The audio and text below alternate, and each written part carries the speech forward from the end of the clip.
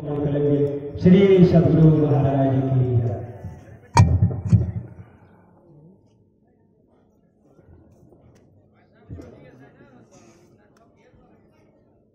बंदो गुरुपद कंज कृपा सिंधु नरोप हरि महामोहतम पुंज जासु वचन रवि करनी धन्य धन्य सुख गुरु सुखदा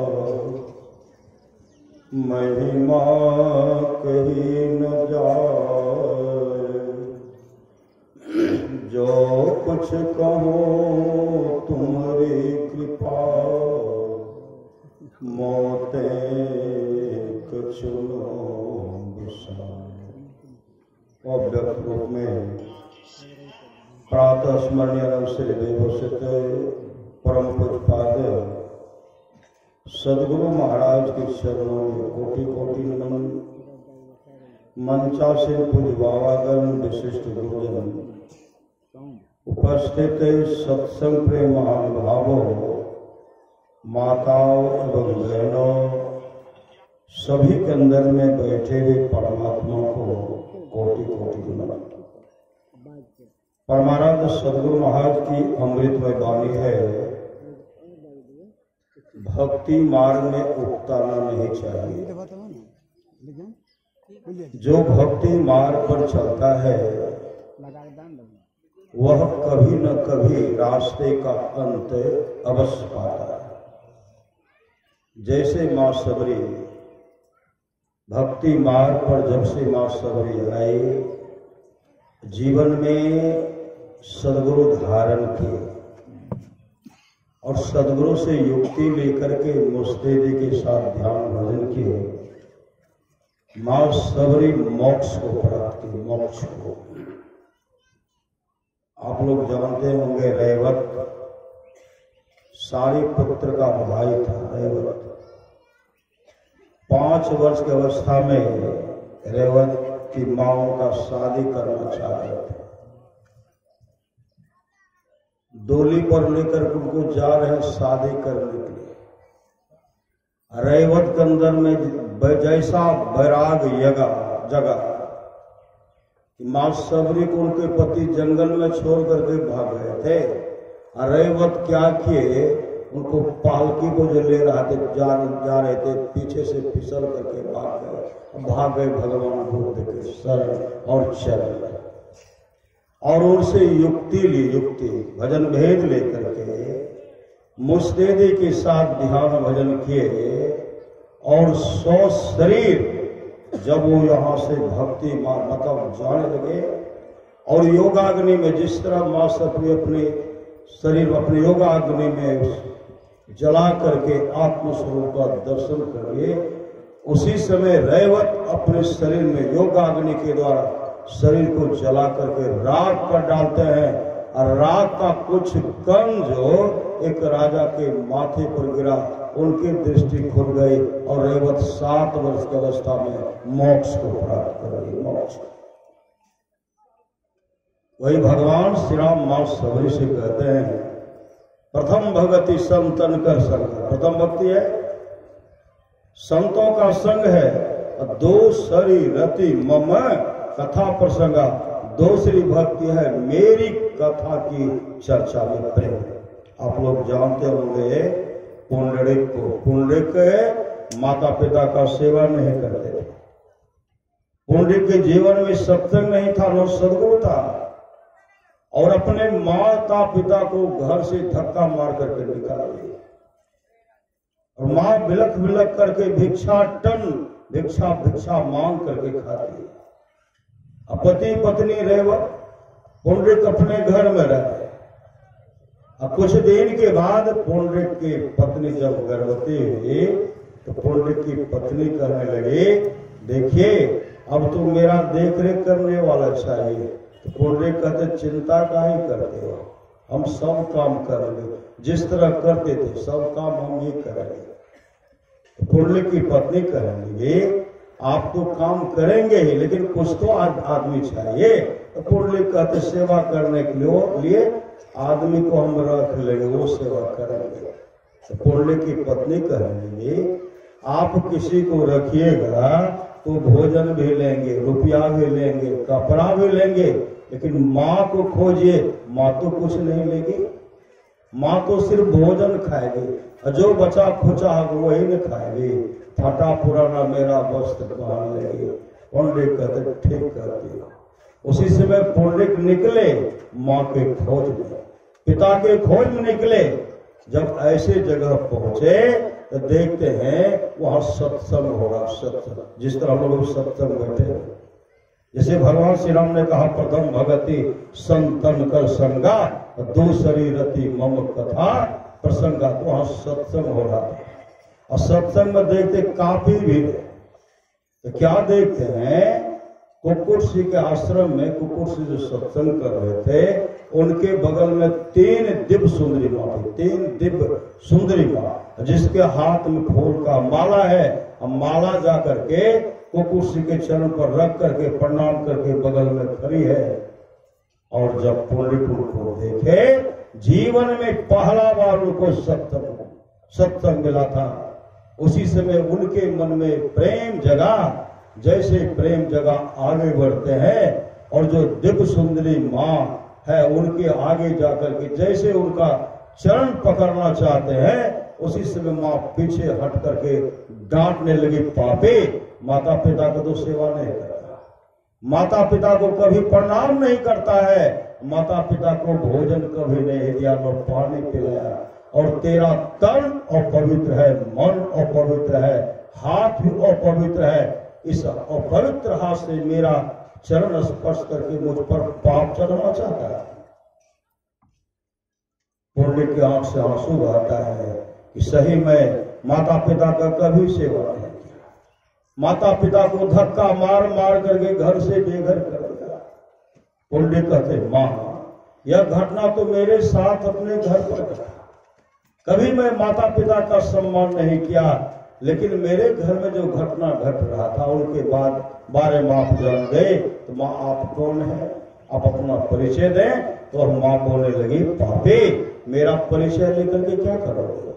पुंडलिक इतने श्रद्धा से रोए, माँ को दया गई। वह माँ कहने लगी मैं गंगा हूं, वो यमुना है, वो गोदावरी। पुंडलिक कहते माँ आप गंगा यमुना गोदावरी सत्संग आती है। उसी समय माँ गंगा कहने लगी मैं आई तो क्या है, यहाँ तो लक्ष्मी सरस्वती पार्वती जी आती है, यहाँ ब्रह्मा विष्णु महेश तक आते हैं। संत महात्मा महापुरुष की वाणी है, जीवन मुक्त महापुरुष भी संत समाधि छोड़ करके चरित्र और सत्संग के वचनों को सुनते हैं, मैं आई तो क्या है। उसी समय पुंडलिक कहते माँ मेरा कल्याण कैसे होगा, मेरा कल्याण जो अपने माता पिता को धक्का मार मार करके घर से बाहर कर दिया, मेरा कल्याण कैसे होगा।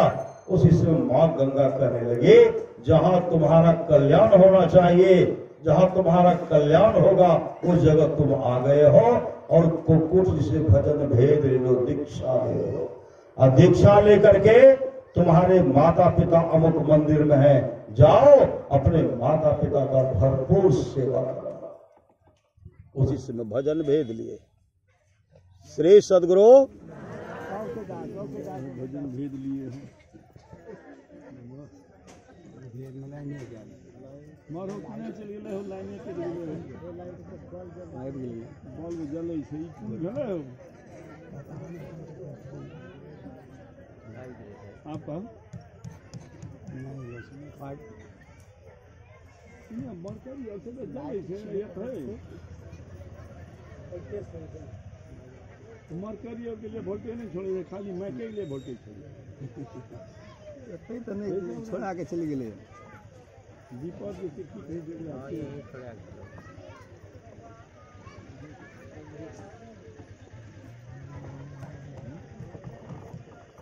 छोड़ा के बंद क्या दिल तार छोड़ा दिल के तब गेले।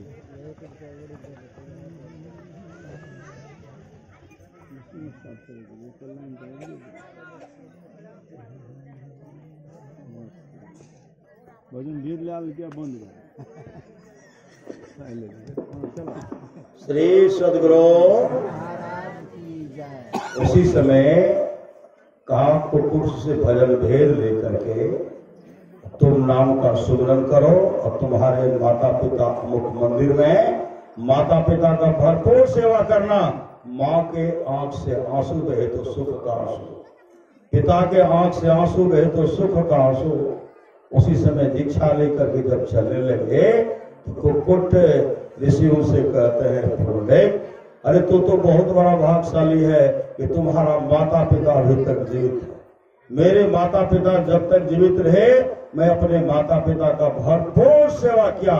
जब मेरे माता पिता संसार से चल बसे यहाँ आकर के सत्संग करता हूँ, इसलिए तुम जाओ अपने माता पिता का भरपूर सेवा करना। जब माँ के पास पहुंचे, माँ के चरण लिपट गए, पिता के चरण लिपट गए। आज अपने आंख के आंसू से अपने माता पिता के चरणों को धो रहा है। अब सेवा करने लगे। कैसा सेवा? समय पर स्नान कराना, जलपान कराना, गर्म पानी का व्यवस्था, जाड़े के समय में अग्नि का सेवन कराना, चरण सहलाना, और यही काम होगा। बराबर करते रहते थे और मंत्र हमेशा जपते रहते थे, जिसके लिए भगवान श्री राम कहते मंत्र जाप मम दृढ़ विश्वासा पंचम भजन सो वेद प्रकाशा। और श्रद्धा पूर्वक मंत्र का जाप किए और माँ का सेवा कर, पिता का सेवा करते रहे। बीच बीच में कोई जब उनके पास पहुंच जाते थे, माता पिता की सेवा में वंचित से कुछ विलम्ब हो जाता, वंचित रह जाते थे, वह किवाड़ बंद करके सेवा करने लगे। इतने श्रद्धा प्रेम से सेवा करने लगे। एक दिन भगवान विठ्ठल का पदार्पण हो गया, भगवान कृष्ण का पदार्पण हुआ। अब किवाड़ को खटखटाते हैं, किवाड़ खोलो तो भीतर से पुंडरीक कहते हैं कौन है आप? इधर भगवान विठ्ठल, भगवान कृष्ण कहते हैं हम विठ्ठल हैं, हम भगवान विठ्ठल है। कोई कृष्ण कहते हैं, कोई पांडुरंगा कहते हैं। इसलिए किवाड़ खोलो, एक बार तो अपना दर्शन मुझे दे दो, मेरा दर्शन कर लो। पुंडरीक कहते हैं आज आए पहले क्यों नहीं आते थे? आज आए पहले क्यों नहीं आते थे? भगवान कृष्ण कहते हैं कि पहले मैं इसलिए नहीं आता था कि तू माता पिता का सेवा नहीं कर रहा था। आज मैं इसलिए आया हूं कि तू माता पिता का भरपूर सेवा कर रहा है। तो पुंडरीक कहते जब आप माता पिता के सेवे से प्रसन्न होते हैं, अभी अधूरा सेवा किया हो, भरपूर सेवा नहीं किया हो। भरपूर सेवा करूंगा तब किवाड़ खोलूंगा। तो भगवान कृष्ण कहते तब तक मैं क्या करूं? कोई बैठने का जगह यहाँ बैठेगा, कोई जगह नहीं। आधा टुक्का ईंट फेंके और कहते एक पैर पर खड़े रहिए। श्री सदगुरु भगवान परीक्षा लेते भक्त का। आज भक्त कहते हैं आप खड़े रहिए। सेवा में लग गए, सेवा करके जब निकलते हैं तो भगवान कृष्ण आधा टुक्का ईंट पर एक पैर पर खड़े। पुंडरीक उधर से दौड़ते हैं, अब भगवान किस इधर से दौड़ते हुए हृदय से लगा लिए और कहते पुंडरीक मानो आज तुम क्या मानते हो? पुंडरीक क्या मांगे? पलट का जमीन चाहिए, मकान चाहिए? नहीं। पुंडरीक कहते प्रभु हमारी कोई जिज्ञासा नहीं, कोई चाहना नहीं है। अगर आप देना ही चाहते हैं तो माता पिता के प्रति मेरा सेवा भाव बना रहे, माता पिता का भरपूर सेवा करो और सेवा करके निकलो तो आपका मुझे दर्शन हो, आपका मुझे दर्शन हो। तो भगवान कृष्ण कहते पुंडरीक तब तो हमको यहीं रहना पड़ेगा। पुंडरीक कहते जहां भी रहिए, जब सेवा करके निकलो तो आपका दर्शन मुझे हो। तो सेवा करके निकलते थे तो भगवान कृष्ण वहां रहते थे। वही गुरु जीवन में चाहिए, सत्संग चाहिए। सत्संग तो ध्यान नित कीजिए। जिस तरह माँ सबरी का काम बन गया, माँ मीराबाई का काम बन गया, सहजोबाई का काम बन गया, ऐसे ऐसे महान पुरुष सदगुरु बहुतों को उतार दिए। तो हम लोगों को भी सामर्थ्यवान सदगुरु मिला है। परमारास महाराज कहते हैं परिवार के साथ मिल करके रहिए। अब सत्संग नित और ध्यान नित्य संलग्नता के साथ कीजिए। इहलोक परलोक दोनों मंगलमय होगा। बोलिए प्रेम से श्री सदगुरु महाराज की जय। श्री सदगुरु महाराज की जय। अब हम लोग